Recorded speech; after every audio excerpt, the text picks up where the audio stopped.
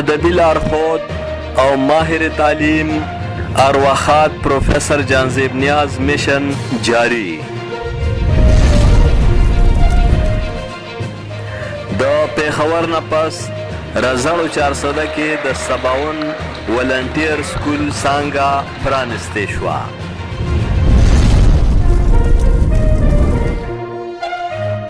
د 57 سکول دا څانګه رزاړو کې په تخبه روډ د ماشومانو هسپتال سره نږدې یوه نجي ودانۍ کې قایمه کړې شوه. د سکول پرانستې پر ورځ 15 غریبو ماشومانو ته داخله او مفت کتابونه ورکړې شول. تفصیلات: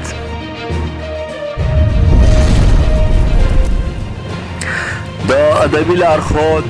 شاعر، ادیب، څېړنکار، نقاد، تاریخ نویس، کالم نگار، دانشور او ماهر تعلیم ارواښاد پروفیسر جانزیب نیاز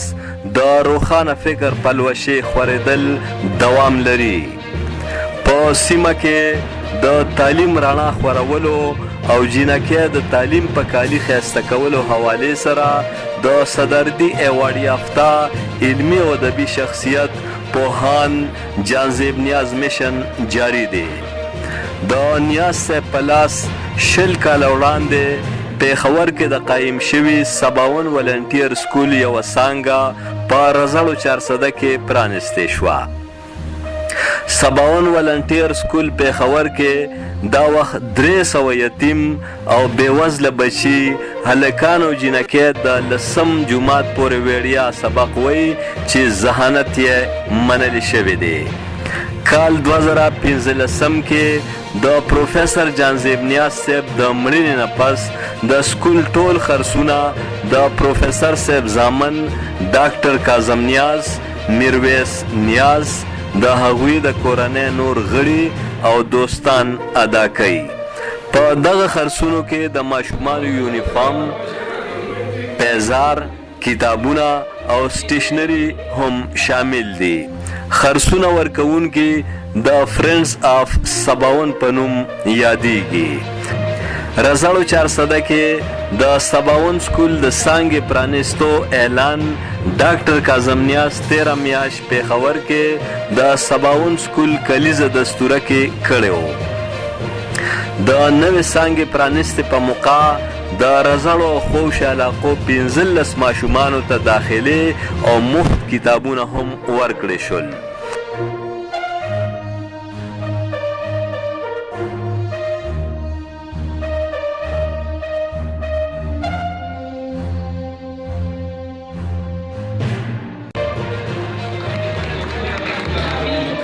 د سکول پرانستا د 57 سماجی تنظیم د صدر ښاغلي حاجي سلطان په لاس وکړې شوه. جنرال سیکرټري عبدالستار، د ایگزیکټیو کمیټې غړي ډاکټر کاظم نیاز، حامد روف او کفایت الله هم دستوره کې ګډون وکړ. د 57 سکول پیښور برانچ پرنسپله مس فرزانه، ټیچر مس شمیم، د رزاړو د څانګې کوارډینیټر شکیل، حماد خان او نور هم موجود وو. په دې موقع ښاغلي ډاکټر کاظم نیاز چې د نیاز ادبي سنګر خیبر پښتونخوا سرپرست او نامتو لیکوال هم دی وویل: اعوذ بالله من الشیطان الرجیم، بسم الله الرحمن الرحیم. د 57 ولنټیرز اسوسییشن چې موږ کوم جوړ کړی دی د هغې بنیادي مقصد دا دی دا داسې نه څه ان جی او ده، نه دی کې څه فنډینګ شته، نه د سرکار طرف نه دی کې زمونږ د خپل ملګري چې کوم دي د هغې د زکات پیسې دي، صدقات پیسې دي. مونږ هغې ته سرکل اف فرینډز اف 57 وایو، د 57 ملګري. نو هغې چې مونږ سره دا کم مرسته کوي نو په هغې مونږ سن 2001 نه په پیښور کې د سکول چلو او د هغې اوس دې وخت تقریبا 300 ماشومان په هغې سکول کې دي. د دې خپل بلډینګ دی، خپل ځمکه ده او زمونږ ماشومان د بورډ امتحان کې الحمدلله کامیاب شوي دي. نو زمونږ سر نه دا خیال چې کله انشاءالله زمونږ لږ لاس مټ مرد شي او مونږ سره وسایل نو مونږ به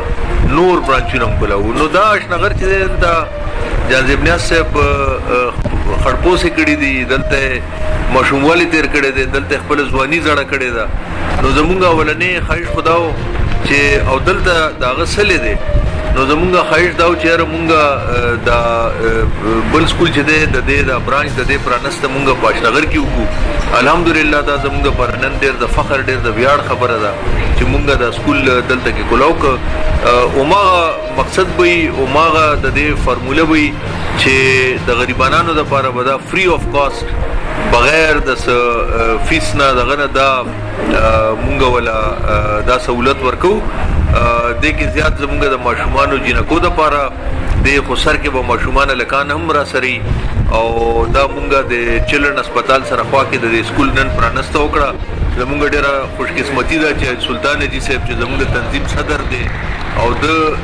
پېښور د سکول اوداله اولنۍ دوالې وه، نن د اشنغر د سکول هم الحمدلله دا پرانسته مونږ د سلطان حاجي صاحب په لاس وکړه.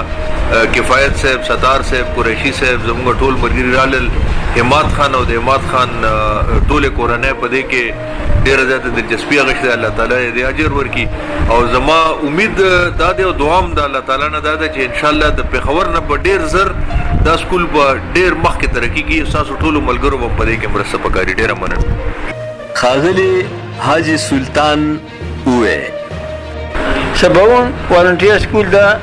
په 2001 کې موږ په فیسور کې جان دمنیاز صاحب الله جنت فردوس ورکړي هغه سره ناست وو و هغوی د میشن وو چې موږ به شغل سبقونه ویلو د غریبان ماشومان به څه کوي. هغه کې ستار صاحب وو، موږ سره پراپرټي ډیلر وو، عتیق صاحب. هغوی راله یو پنځم باندې کور یو چت په کریا ونیولو او جان دمنیاز صاحب د میشن وو چې تاسو نه حکومت ته پیسې اخلو نه به خلکو نه پیسې اخلئ، دلته ګرځېږئ ماشومان ګورئ، هغه ماشومان چې سټریټ چلډرن یا چې خلکو په کورو کې کار کوي او موږ رامانه کول. اوله د موږ سره یو ټیچره وه نجبین او کفایت الله صاحب ورسره یو 15 ماشومان وو، د هغو نه شروع کړی وو. موږ مین مقصد دی چې د تعلیم د څومره مالداره سړي حق ته دمه د غریب سړي هم حق دی. په دا مشن باندې موږ روان وو او غریبانو ته موږ کتاب هم ورکولو، کاپي هم ورکوله. هغه مشن د موږ شروع کړلو. بیا موږ هغو ته د سبق سره اخلاقي هغه وښیل چې موږ د باتروم شو، واشروم شولو، بستر کې مخ لاس وینځل شول، خپل مخ صفایي شوله، صفا جامع چاور شول، جی د ټول افراد مو د طریقه باندې پوه کړل. بیا په 2012 کې موږ په نصر باغ باندې یو ځای واخیستو، هغه باندې الحمدلله موږ په ایمان کې خیال وکړو، الله تعالی موږ ملګرتیا وکړله او بلډینګ جوړ شولو، یو نوی سبقونه جوړ کړلو. هغه سبقونو کې اعظم صاحب، ستار صاحب، قریشي صاحب، فرزانه دغه ډېر غټ شعر دي. د 57 جنرال سیکرټري ښاغلي عبدالستار داسې ګویا نه شو. دا د 2001 خبره ده. بیا 2001 کې بیا موږ شروع کړو. په هغه ورځو کې دا زموږ په دې سیمه چې کوم دا حالات تیر شوي وو، د دې په نتیجه کې به موږ کته چې یاره دا ماشومان ډېر زیات په دې ټاون مارکیټ کې یو ځای بل ځای که نه ډېر زیات اچانک په ښکاره شو، عاجزانو به دغه وخته موږ دا سوچ وکړو چې یار دا تعلیم نه بهر دي. بیا موږ ته نوې نوې د دې سټیټسټکس چې ورته موږ د فګرز پته ولګېده چې زموږ د ملک کې او په دې خاص کر زموږ صوبه کې څومره ماشومان د سکول نه بهر دي. نو موږ وایي چې یار دې کې موږ هر وخت سرکار ته ګورو او د غټو ادارو ته ګورو، نو آیا دا په ورکوټ لیول باندې په دې موږ خپلو ملګرو کې څه کولی شو که نه. نو موږ بیا دا سوچ کولو چې یار موږ خو ټول ګورنمنټ سروینټس یو، تنخواداره خلک یو، نه موږ سره ټایم وي نه پیسه شته، دا موږ څنګه وکړی شو.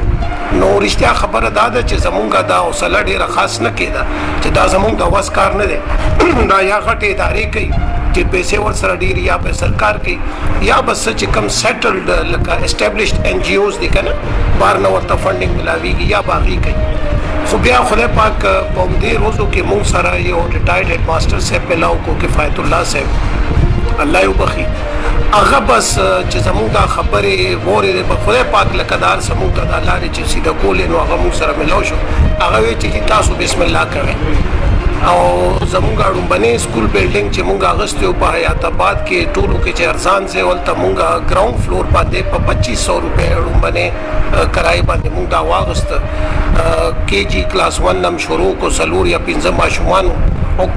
دغه زمونږ ډېره سخته وه چې مونږ به صرف دا ماشومان چې څوک دا سکیونجینګ کوي دا ډیرانونو دغه نه چې دا چیزونه راټولوي یا چې د حیات آباد کې دا غټې غټې بنګلې دي دې کورونو کې ډومېسټک ورکرز ورته موږ وایو چې هغه ماشومان دې نه موږ شروع کړه او بس زه به دا خبره لنډه په دې راګرځوم چې زمونږ مونږ یریدو زمونږ دا خیال و چې مونږ به ونه کړی شو خو مونږ سره مین چې کم شاته اخلاقي قوت هغه د پروفیسر جانزیب نیاز صاحب د هغې چې کم سټرګل به مونږ پهته خبرېدو چې هغې څه قسمه مشکله حالاتو کې به دا تعلیمونه کړي دي زما خپل والد صاحب هم داسې نو لکه زموږ مشران مونږ خو ډېر سیف انوایرمنټ کې نو مونږ ته خو د تعلیم قدر نه مونږ یا چې دا ماشومان وکته یا د پروفیسر جانزیب نیاز صاحب چې دا سټرګل وکتو نو دا مونږ دپاره موټیویشن او خدای پاک دا دغه کړه چې مونږ 2001 کې شروع کا 4 ماشومانو نه نن 2023 کې مونږ دا دویم سکول په 2023 کې 2 کاله پس مونږ شروع کوو نو زمونږ هغه چې کومه فلسفي وه چې سمال از بیوټیفل دا ایگزیکټیو کمیټه غړي ښاغلي کفایت الله وویل سباون یو فکر دی یو سوچ دی یو جدوجہد دی دا د جانزیب نیاز صاحب فکر او هغه جذبې سره موږ ټول ملګري په هغې باندې کار کوو او پیښور کې چې کومه زموږ تجربه وشوه نو زموږ د سباون چې څنګه نوم سباون دی داسې هره ورځ د دې نوې سباون موږ وکتلو او د 20 کالو کې کافي ترقي دی وکړو نو بیا زموږ د ملګرو دا سوچ و چې موږ دا د دې ایکسپینډ کو دا برانچ د دې بل یو سب برانچ جوړ کو نو دا موږ مناسب ګڼل چې دا برانچ 400 کې د بابا مزار سره نږدې د غي د کلی سره نږدې وشي چې دا روح ته تسکین ملاوي شي